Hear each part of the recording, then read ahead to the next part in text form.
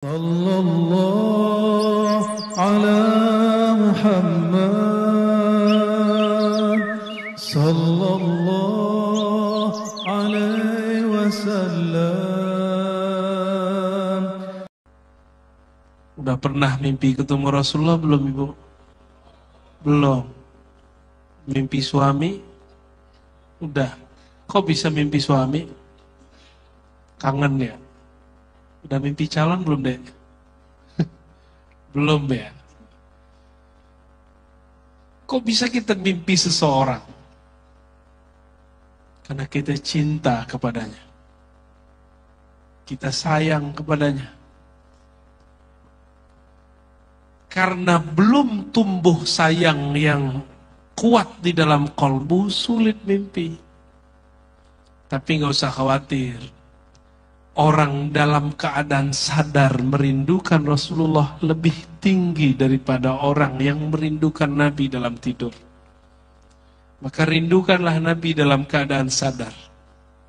Itu lebih tinggi. Kata Imam Al-Kubra, Najmuddin Al-Kubra, tanda-tanda Rasulullah hadir di hadapanmu, bersamamu, lisanmu selalu basah menyebut namanya. Mau Rasulullah selalu hadir? Hidupkan majelis maulid. Nggak mesti repot-repot pakai gitu, Bu. Kalau nggak bisa pakai gitu, nggak apa-apa. Yaudah sebisanya aja. Kalau bisa, alhamdulillah. Ya. Ini kan harus latihan dulu nih, ya nggak? Malu kalau salah, ya kan? Tadi bagus ya? Alhamdulillah. Alhamdulillah. Nabi Muhammad sallallahu alaihi wasallam, beliau ketika jalan di malam hari itu purnama, kata Jabir. Malam hari pakai baju merah marun. Jadi Nabi itu bajunya gak putih doang, kadang merah marun, bukan merah yang nyala itu, tapi merah marun. Kalau kita yang sawo mateng pakai marun, aduh horor, gosong. Bisa-bisa ada yang ngepul di belakang. Rasulullah kulitnya orang Arab Mesir, Arab Yaman, Arab Hijaz, lengkap. Rasulullah itu mix. Kulitnya sangat sempurna. Nggak putih, nggak hitam. Nggak terlalu merah, nggak terlalu gelap. Sangat bagus. Rasulullah SAW kata Sayyidina Jabir, satu malam purnama kami tidak ada lampu. Itu cahaya bulan mengenai wajah Rasulullah. Bulan begitu indahnya. Awalnya kami kagum dengan bulan purnama. Ketika Nabi muncul, idza tala'al badru, ketika sang purnama yang sebenarnya muncul, kami lebih kagum kepada sang purnama di bumi. Nabi Muhammad sallallahu alaihi wasallam. Wajahnya bercahaya, dan cahaya itu bukan cahaya dalam pengertian senang lihatnya, itu cahaya yang hakiki. Ini yang saya sering kisahkan. Sayyidatuna Aisyah ketika kehilangan, jatuh jarumnya. Dicari-cari, nggak ketemu. Tiba-tiba Rasulullah buka pintu, Assalamualaikum ya Humairah. Itu cahayanya langsung menyinari sampai semua sudut kamar. Itulah yang disebut huwa nurun ala nur. Ada tadi dalam syair, dalam nazamnya tadi ada nurun ala nur, fauqa nur, cahaya. Tapi bukan cahaya ini. Cahaya ini menyilaukan, cahaya Rasulullah menyejukkan. Cahayanya bikin teduh. Ibu, coba lihat itu. Lama dikit. Silakan. Kalau Rasulullah enggak. Kalau matahari di langit dilihat silau. Tapi Rasulullah juga disebut anta syamsun, anta badrun. Apa arti anta syamsun? Engkaulah sang matahari. Matahari kalau nggak terbit, pohon-pohon hidup nggak? Matahari kalau nggak ada, bakteri hidup semua. Karena Rasulullah itu disebut matahari, bukan hanya pohon yang tumbuh, kolbu yang mati pun jadi hidup. Sallallahu alaihi wasallam. Allahumma salli ala Sayyidina Muhammad.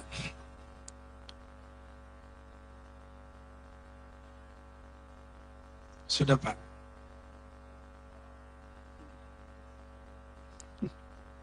Kita lagi cerita Rasul, Pak. Dimatiin dulu handphonenya.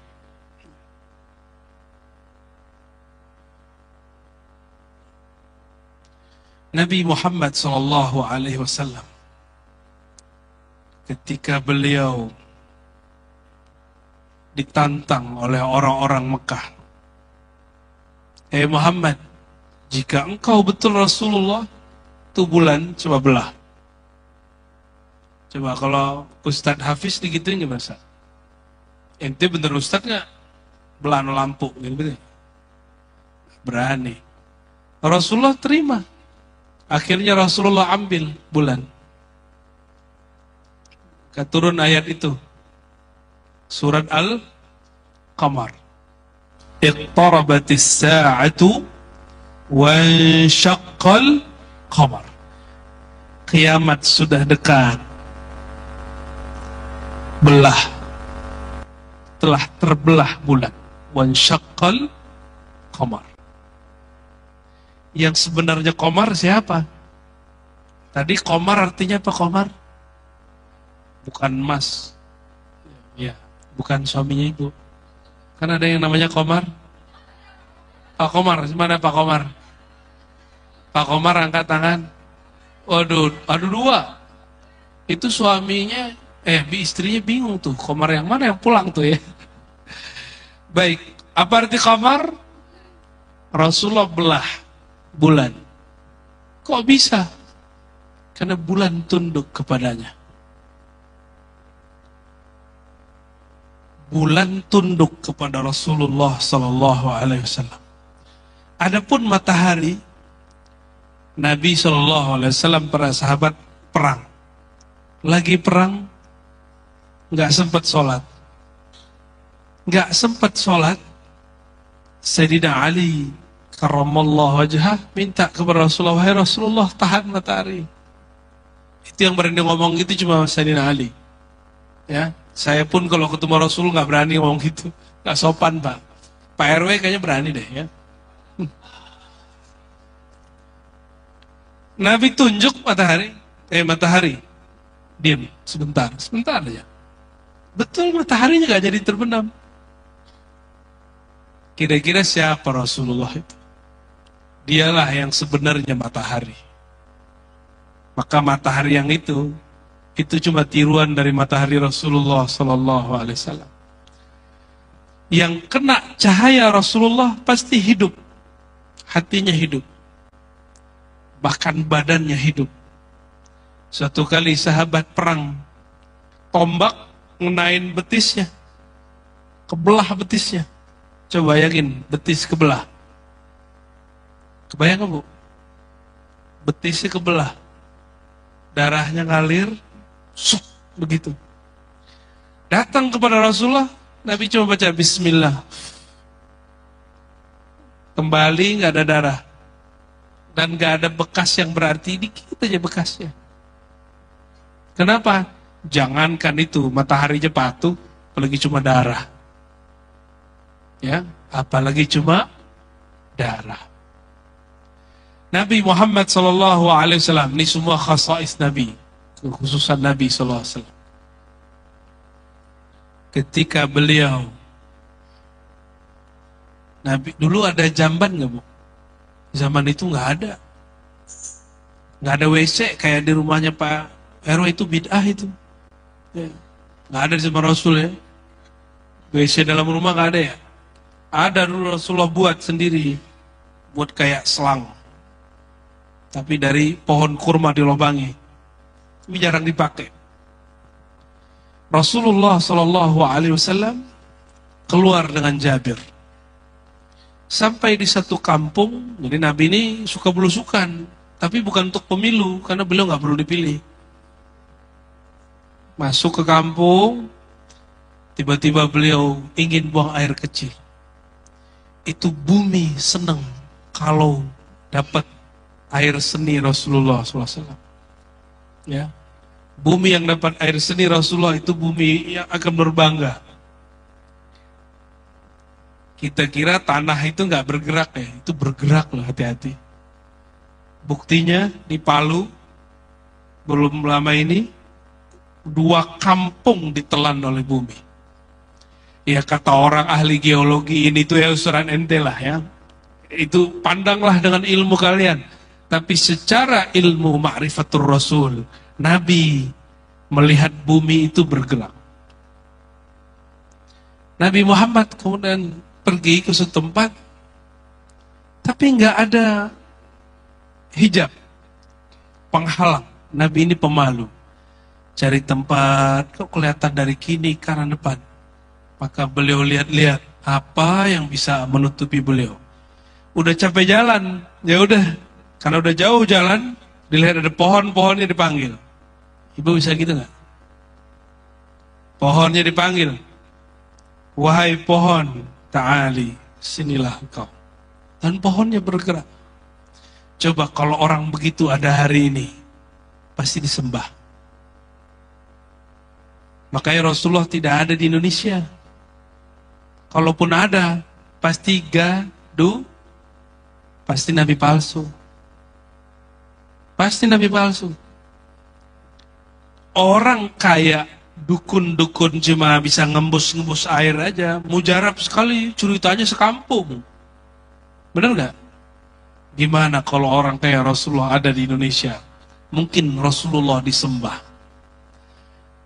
Bisa memaklumi kenapa Nabi Isa disembah. Nabi Isa kenapa disembah? Ada orang mati, dipegang dadanya oleh beliau, langsung hidup. Ente bisa nggak, Tad Hafiz? Nggak bisa. Orang tidur bisa ya? Orang mati, udah mati. Digali kuburnya, kata beliau, gali kubur, gali. Digali, dipegang dadanya. Gali. Maka beliau bernama Ruhullah.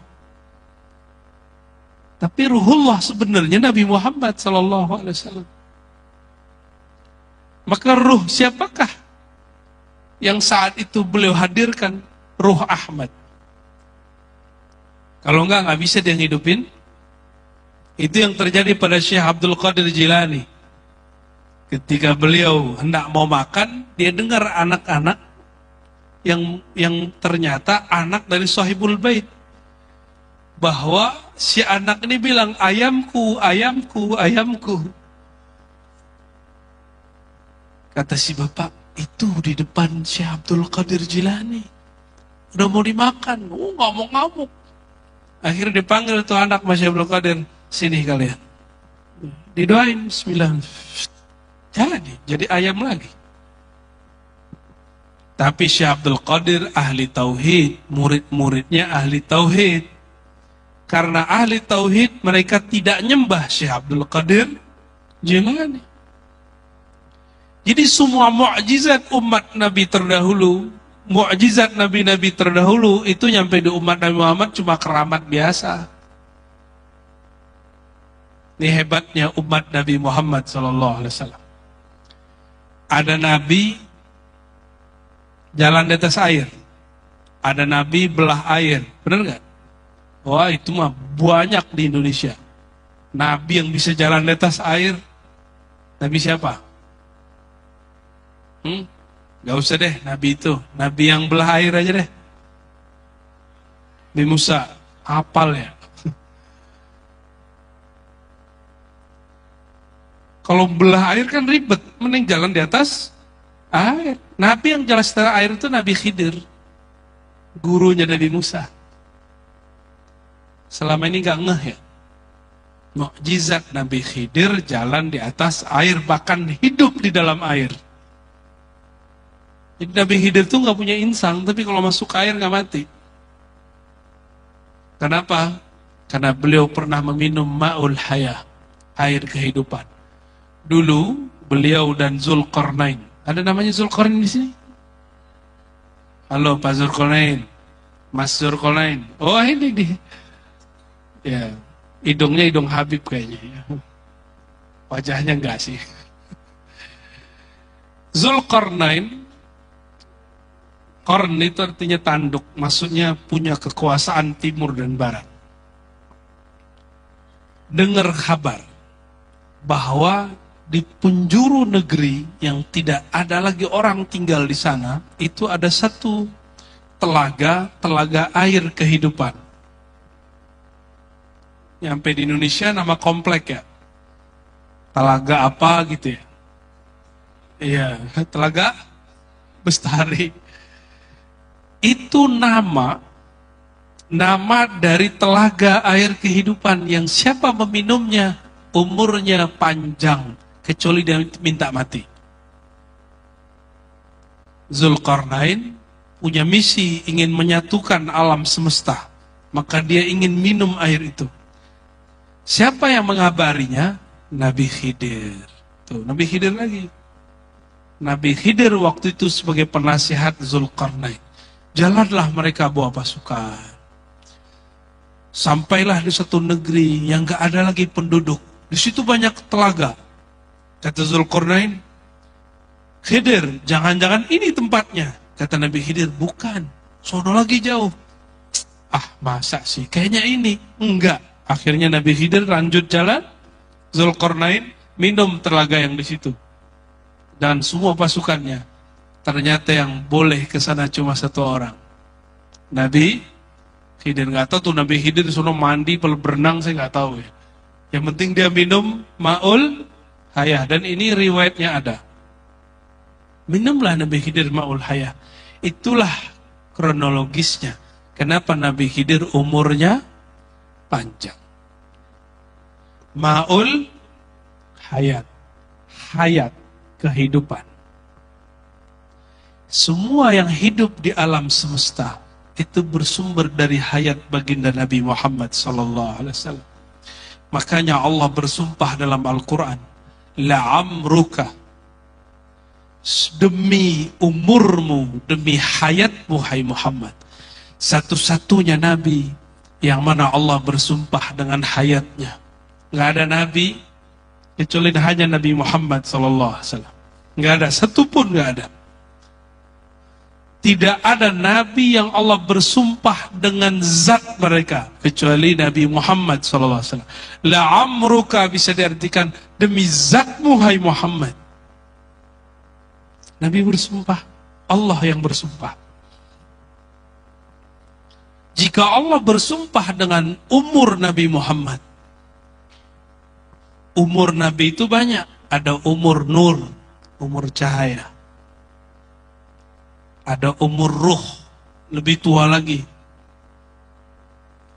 Ruhnya Nabi inilah yang disebut ar-ruh al-akbar. Apa sebutannya? Semua ruh kita ini, itu adalah pancaran dari ruhnya Nabi Muhammad SAW. Itulah sebabnya di dalam kitab-kitab maulid disebut Rasulullah itu Al-Ab Al-Akbar, Bapak Agung. Disebut juga Abu Ruh, Bapak Ruh.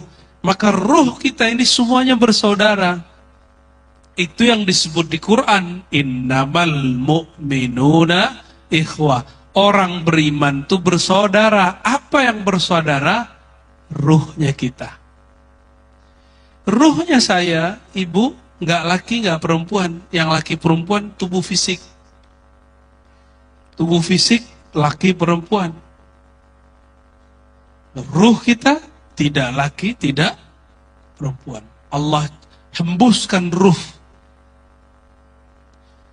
Maka Allah menyebut rohku. Rohku bukan zatku, lainnya rohku. Apa kata Allah dalam surat Sad ayat 72? Tatkala Aku selesai menciptakan Adam dari tanah. Terus, nafakhtu fihi min ruhi. Aku hembuskan rohku. Siapa nama rohku? Ahmad. Nah, itu yang dikabari Sayyidina Isa. Maka Nabi Isa bernama Ruhullah karena dia mengenal nama Ahmad. Dengan nama Ahmad itulah beliau bisa menghidupkan orang mati. Kok kita bisa tahu begitu? Masih ingat Nabi Adam? Tadi kita doa. Rabbighfirli, gimana Bu? Rabbighfirli. Saya mantan Wahabi Bu, jadi nggak hafal itu Bu. Jadi baru maulidan itu di Indonesia, di Jakarta. Dulu di Padang saya maulid cuma waktu kecil, habis itu udah enggak. Yang buat maulid udah meninggal. Yang hafal Barzanji, ada tuh teman kita hafal Barzanji Suraful Anam, banyak dia hafal. Tapi teman-teman saya tua-tua, saya waktu itu hadir, mereka kalau baca Mahal Qiyam pasti nangis semua nangis. Itu yang menjadi kenangan bagi saya sampai hari ini. Ya, kita udah Mahal Qiyam kayaknya udah pegel, nangis-nangis ya, ya lumayan lah, sholawat. Nah, ada kalimat tadi, Rabbi faghfirli zunubi apa junubi? Beda loh. Ya Allah, faghfirli, ampunkanlah dosaku, zunubi. Pak RW punya dosa nggak Pak RW? Ada. Ya. Hari ini pernah nyakitin istri nggak? Jangan. Asik. Alhamdulillah. Itu istri sendiri ya? Oke. Rabbi faghfirli zunubi. Ya Allah, ampunkan dosaku. Apa kalimat berikutnya? Bibarkatil hadi, dengan berkat sang hadi, sang pemberi petunjuk Nabi Muhammad. Yang baca itu dari hati tadi Allah ampuni dosanya. Apa dalilnya? Dalilnya Sayyidina Adam mengatakan bihaqqi Muhammad, dengan hak kemuliaan Nabi Muhammad yang kita sebut hadi Muhammad, ampuni aku ya Allah. Maka Allah ampuni Sayyidina Adam. Maka siapa yang membaca itu tadi, itu keturunan Nabi Adam semua tuh. Yang kamu baca nggak tahu keturunan siapa ya. Ada Bani Adam, Bani apa lagi? Bani Iblis, ada Bani Harimau, Bani Kirdun. Tahu Bani Kirdun ya? Bani Kerak. Ada macam-macam bani-banian. Nah, kalimat tadi, jika Nabi Adam diampuni dengan menyebut nama Nabi Muhammad, Nabi Isa kira-kira pakai apa? Sama. Semua Nabi menyebut nama Nabi Muhammad Sallallahu Alaihi Wasallam. Dalam surat Safa ayat 6, Sayyidina Isa mengabarkan kemunculan Sayyidina Ahmad. Jadi Nabi Isa gelarnya kalimatullah, ruhullah. Tapi ruhullah kecil, yang besarnya siapa? Nabi Muhammad Sallallahu Alaihi Wasallam. Ya. Jika Rasulullah adalah Abu Ruh, Bapak Ruh, terus Ibu Ruhnya siapa dong? Siapa Ibu Ruhnya? Istilah Bapak di situ jangan dibayangin berjenggot gitu, bukan. Pakai celana, pakai sarung, bukan. Ini istilah aja. Istilah. Jika Sayyidina Ahmad Abu Ruh, umur ruhnya siapa? Induk ruhnya. Nah, Allah hembuskan ruh. Hembusan ini supaya dia ada wadah, wadahnya perlu ada tempat. Maka Allah ciptakanlah cahaya. Maka inilah yang disebut dalam kitab Nur Muhammad Sallallahu Alaihi Kajian ini sekarang yang lagi dibatal-batalin kawan-kawan sebelah, temannya Hafiz. Iya, benar Ustaz Hafiz ya? Ya. Ente udah dibatalin loh. Apalagi tadi baca hadis yang menurut mereka bermasalah kan?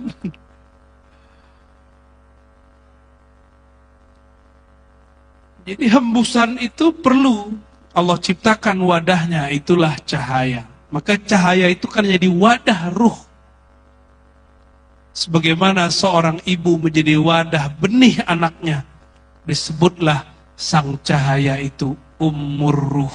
Jadi istilah aja ya, jangan dibayangkan kayak ibu beneran. Maka induknya ruh disebut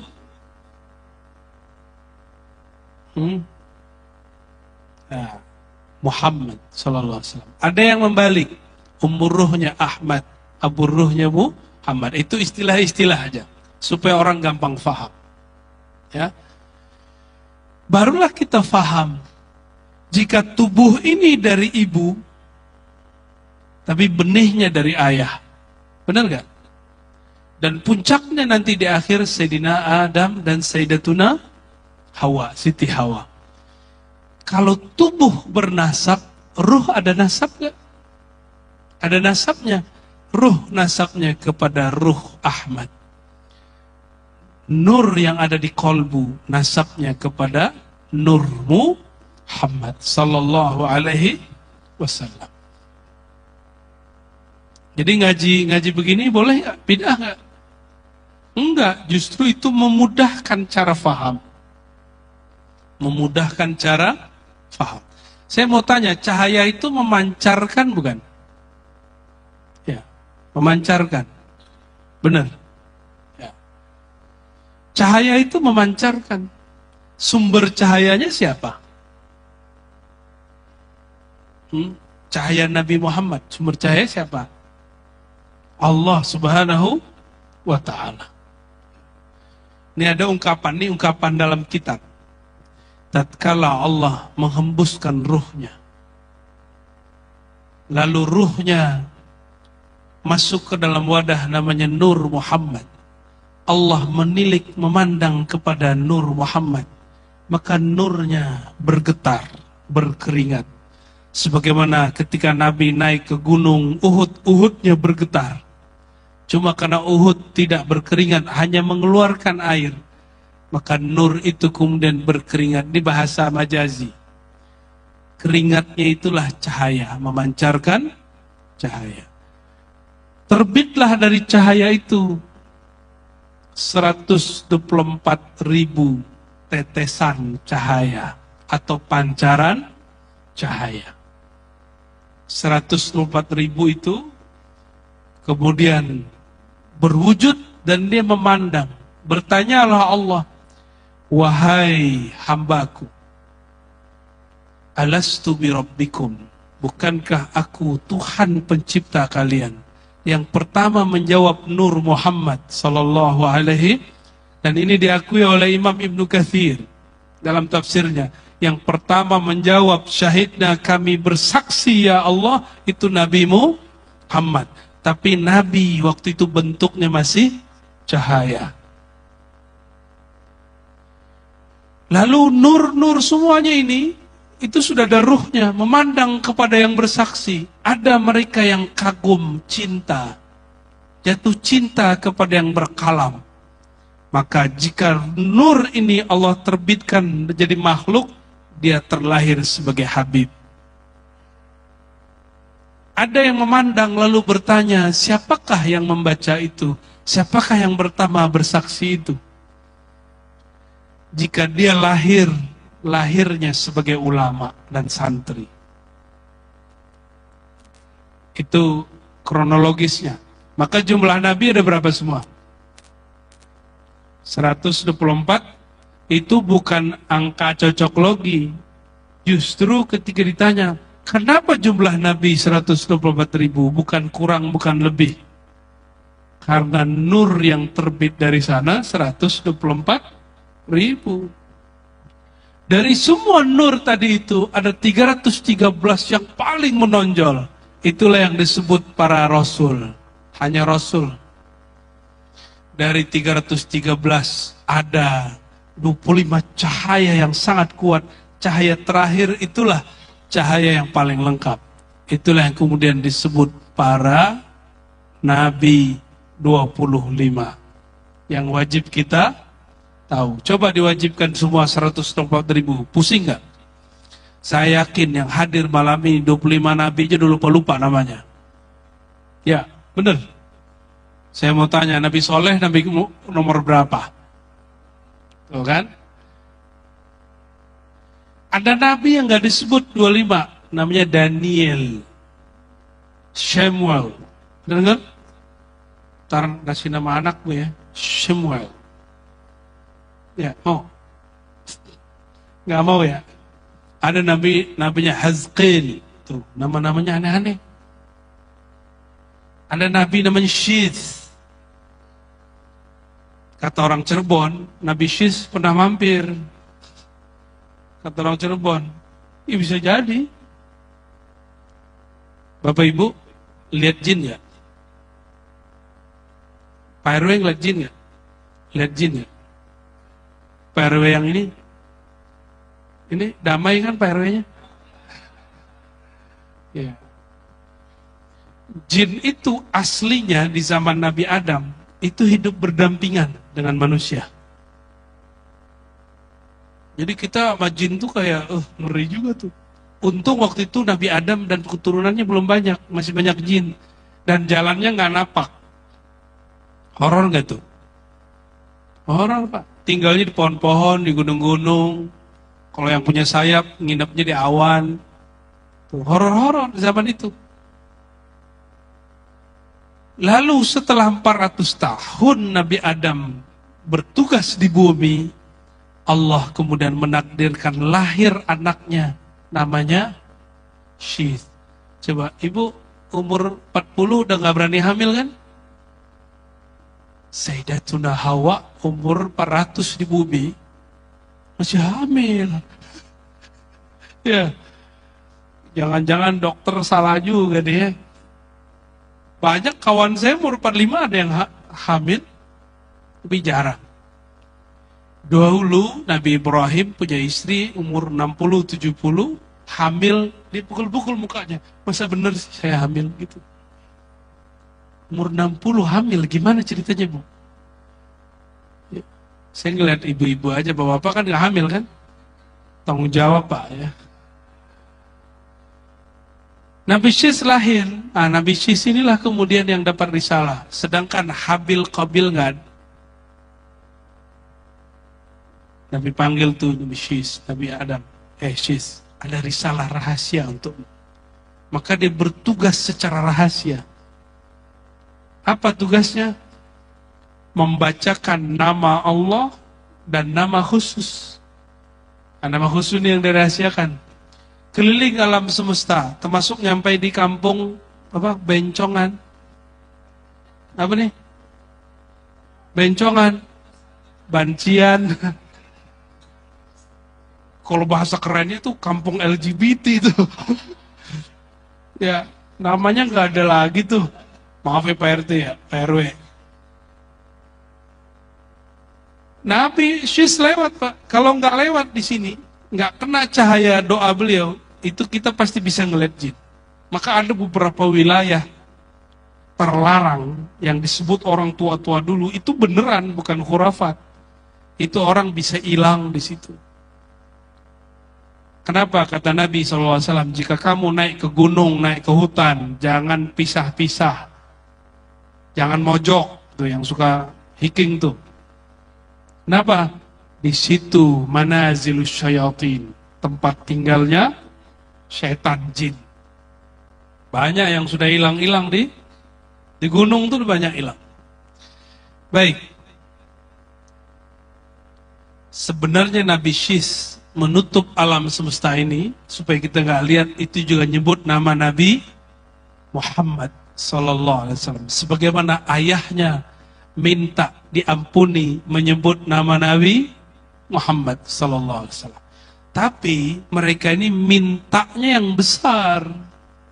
Bukan minta beli ini, beli itu, kelihatan rumah baru. sholawatin gitu ya. Boleh Pak, cuma hanya dapat di dunia, di akhirat belum tentu dapat. Mobil Alphard lewat, sholawatin gitu ya. Boleh, antum masih dapat pahala, cuma di dunia. Pahala itu bahasa Arab artinya balasan. Ajrun. Innamal a'malu binniyat wa innamal likulli imri'in. Apa yang diniatin dapat, niatnya dapat A, pasti dapat. Apalagi bawa-bawa nama Rasulullah, pasti dapat. Yang jomblo-jomblo, nggak usah pakai ilmu pelet, ente banyak sholawat aja tembus. Minimal dia jatuh cintrong. Masalah jadi nikah itu urusan takdir. Serius. Ya, nggak perlu pakai ilmu aneh-aneh. Apalagi pakai puasa-puasa, norak kalian ya. Apalagi pakai ilmu aneh-aneh, minum ini, minum itu, ya salam. Pakai tulis-tulis segala, sholawat aja. Cuma nggak elok. Sholawat itu fiilnya Allah. Apa arti fiil? Allah haji nggak Pak? Allah umroh nggak? Allah sholat 5 waktu nggak? Bingung kan? Allah zakat nggak? Gimana? Yang bener nih. Saya tanya lagi, Allah haji umroh nggak? Allah sholat malam nggak? Tapi Allah bersolawat kepada Nabi Muhammad SAW. Maka amalnya Allah apa? Solawat. Terus antum pakai solawat untuk hal yang remeh-remeh. Itu namanya meremehkan hal yang besar. Seharusnya solawat untuk apa? Karena dia dari Allah zat yang akbar, maka gunakan untuk hal yang akbar. Rasulullah SAW disebut di dalam Quran, wa innaka la'ala khuluqin azim. Engkau azim akhlakmu. Bahkan aras yang disebut azim, Rasulullah sholat di atasnya. Berarti lebih mulia Rasulullah apa aras? Lebih mulia Rasulullah. Maka Rasulullah a'zam. Rasulullah lebih besar kemuliaannya daripada aras. Jadi, niatkan saja cinta kepada Rasul yang terbersit di hati, insya Allah Allah kabulkan. Ya, kalaupun nggak dikabulkan, berhenti selawat nggak? Selawat ke Nabi karena Nabi atau karena kita ada hajat? Mau naik kelas nggak? Mau dibodohin terus atau mau naik kelas? Ya, ini mohon maaf bahasanya mulai keras nih. Ente mau dibodohin terus atau mau naik kelas? Ya, seperti para sahabat bersolawat kepada Rasulullah SAW. Mereka bersolawat karena cinta kepada Rasulullah, bukan karena cinta kepada dirinya. Bukan karena dia ada hajat terus dia solawat, enggak. Tapi karena dia cinta kepada Rasulullah. Itu baru disebut salatul muhibbin, solawat para pencinta. Baru Rasulullah ridho sama kita. Kalau enggak, Rasulullah enggak ridho sama kita.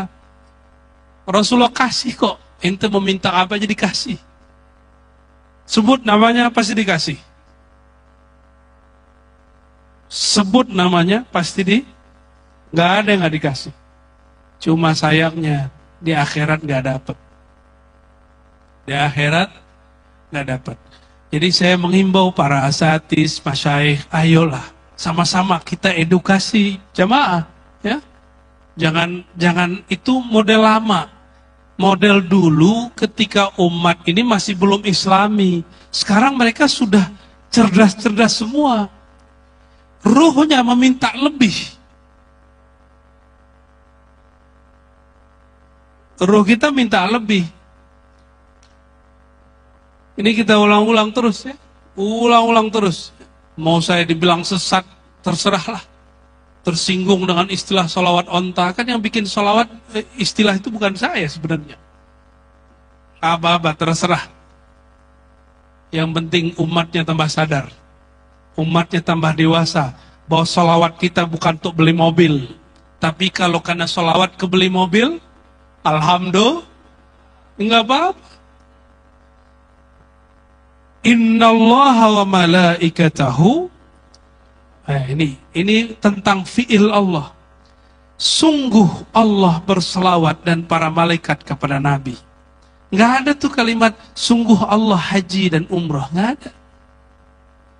Maka kalau haji umrah penuhi sholawat, gitu ya.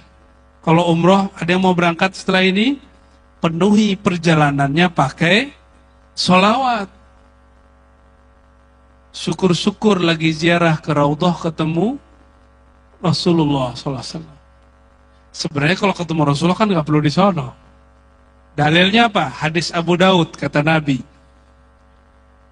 tidaklah seseorang mengucapkan salam kepadaku illa raddallahu alayya ruhi, kecuali Allah akan kembalikan ruhku, Allah hadirkan ruhku. Fa'arudda alaihi salam, lalu aku menjawab salam. Tadi nggak dengar kan, Bu? Ibu, tadi nggak dengar kan? Ada yang dengar nggak jawaban Nabi? Kalau antum jawab sholawatnya pakai kolbu, pasti terasa di kolbu. Maka ibu besok-besok sholawat suaranya udah bagus, tinggal pakai kolbunya. Jadi sebelum sholawat baca Fatihah dulu. Al-Fatihah. Ya, niatkan, wahai Rasulullah, aku ingin bersolawat kepadamu. Mohon diterima. Setiap kali baca ya Nabi salam alaika, pasti dijawab sama Rasulullah. Ya, kalau enggak kayak YouTube. Sholawat di YouTube enggak berhenti-berhenti tuh, ada tuh sholawat Jibril 1 jam tanpa henti, non-stop, ada kan?